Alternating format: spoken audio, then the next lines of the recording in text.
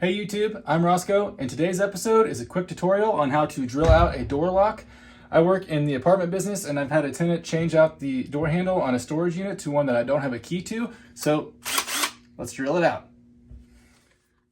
Drilling out a lock is actually pretty easy to do. You just need to know where to drill. You want to drill on the pin side of the lock. So this is where the key goes, obviously. The pins are on the fatter side of the circle.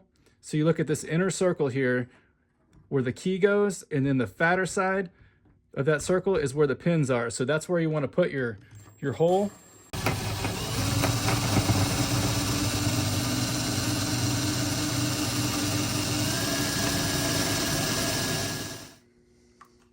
Once you have your pilot hole drilled, you can switch over to a larger drill bit. This one might be a little bit overkill for this lock, but let's do it anyway.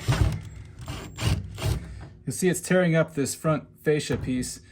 It's not actually spinning the key part back there, it's just tearing that face off.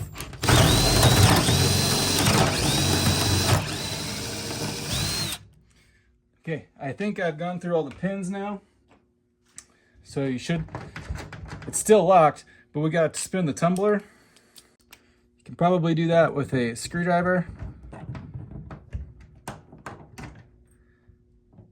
There we go, we're in. It's a little bit tough to see. If I get this fascia piece off, maybe you'll be able to see it better. So you can see I've drilled out where the pins were in there. So now that I stick a screwdriver in there where the key should go, I'm able to spin it freely because the pins are gone.